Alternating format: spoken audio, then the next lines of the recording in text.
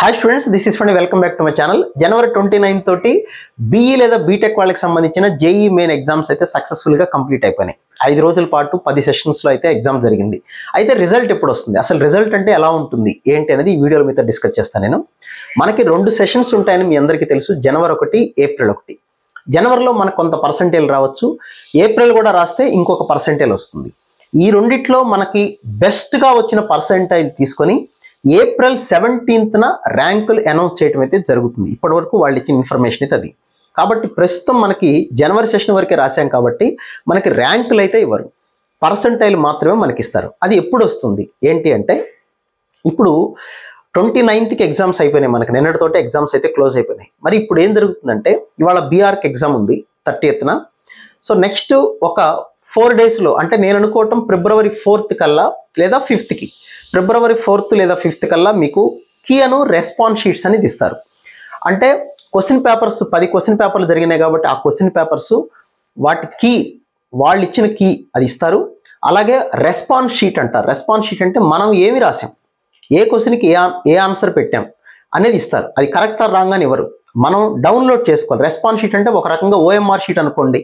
మన ఎగ్జామ్ ఆన్లైన్లో ఎగ్జామ్ రాశారు కదా, ఫస్ట్ క్వశ్చన్కి ఏ ఆన్సర్ పెట్టారు, సెకండ్ క్వశ్చన్కి ఏ ఆన్సర్ పెట్టారు, అలా ఒక ఓఎంఆర్ షీట్ లాగా మీకు వస్తుంది. అది మీరు ఖచ్చితంగా అది 24 గంటలు కానీ 48 గంటలు లేదా మ్యాక్సిమం 1 డే 2 డేస్లోనే ఉంటుంది. తర్వాత అది డిసపియర్, కనపడదు మీకు.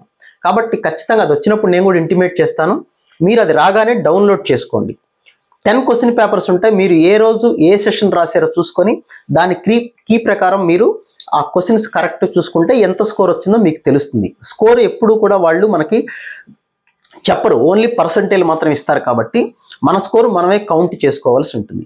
కరెక్ట్ అయితే +4, రాంగ్ అయితే -1, అసలు మీరు ఏం పెట్టకపోతే 0, నో ప్రాబ్లం. ఇలా రెస్పాన్స్ షీట్ అనేది, కీ అనేది ముందు రిలీజ్ చేస్తారు. నేను అనుకోవటం ఫిబ్రవరి 4th కానీ 5th కానీ రిలీజ్ చేసే అవకాశం అయితే ఉంది. ఇంకా ఒక రోజు ముందు ఇస్తే మరీ మంచిది. అది ఇచ్చిన తర్వాత మనకు ఒక 3 డేస్ టైం అయితే ఇస్తారు.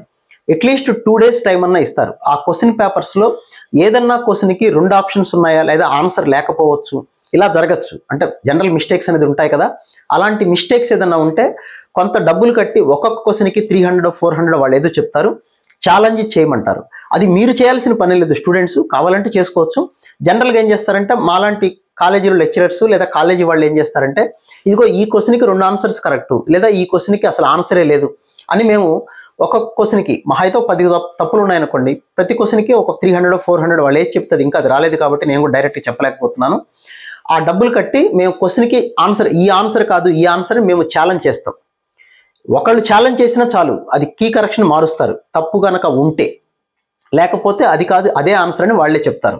కాబట్టి స్టూడెంట్స్ పరంగా దీంతో పెద్ద పనేం లేదు. ఒక 2 డేస్ కానీ 3 డేస్ కానీ ఆ క్వశ్చన్స్కి ఆన్సర్ కరెక్టా కాదా అనేది బయటికి వదులుతారు. కాబట్టి క్వశ్చన్ పేపరు ఎవరన్నా దాన్ని ఛాలెంజ్ చేసేవాళ్ళు ఉంటే ఛాలెంజ్ చేసుకోవచ్చు. జనరల్గా ఇన్స్టిట్యూషన్స్ అయితే ఛాలెంజ్ చేస్తాయి. అది కూడా అయిపోయిన తర్వాత, ఆ డేట్ కూడా అయిపోయిన తర్వాత ఇంకొక 3 డేస్లో ఫైనల్కి పర్సెంటైల్ 2 ఒకేసారి కలిపి ఇస్తారు. లేదా ఫైనల్కి ఇచ్చి కొన్ని గంటల్లోనే పర్సెంటైల్ అనేది ఇవ్వటం అయితే జరుగుతుంది. ఇది జరిగేది. ఈ పర్సెంటైల్ కూడా ఎప్పుడు రావచ్చు అంటే, వాళ్ళు చెప్పింది ఫిబ్రవరి 12th అన్నారు, 12thకే రావచ్చు. ఒక్కోసారి 10th, 11th కూడా ముందుగా కూడా వచ్చే అవకాశాలు ఉంటాయి. అది తప్పులు కనుక ఎక్కువ లేకుండా ఉంటాయి. కాబట్టి ఇప్పుడు జరిగే ప్రాసెస్ ఏంటి అంటే, ఫిబ్రవరి 4th లేదా 5th కల్లా మీ రెస్పాన్స్ షీట్ వస్తుంది. రెస్పాన్స్ షీట్ వచ్చిన 24 అవర్స్లోనే మీరు డౌన్లోడ్ చేసుకోండి. ఎక్కడి నుంచి డౌన్లోడ్ చేసుకోవాలంటే, jemain.nta.nic.in అఫీషియల్ వెబ్సైట్లోకి వెళ్తే క్యాండిడేట్ యాక్టివిటీ అని ఉంటుంది. మీరు హాల్ టికెట్, అడ్మిట్ కార్డ్ ఎలా అయితే డౌన్లోడ్ చేసుకున్నారో అలాగే డౌన్లోడ్ చేసుకోండి.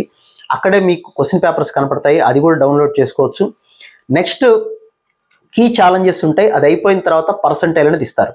వాళ్ళు పర్సెంటైల్ కూడా మనకి ప్రతి ఒక్క స్టూడెంట్కి మీ యొక్క jemain.nta.nic.in అఫీషియల్ వెబ్సైట్లోనే ఎవరి మన పర్సెంటైల్ రిజల్ట్ అనేది వాళ్ళకి ఇవ్వటం అయితే జరుగుతుంది.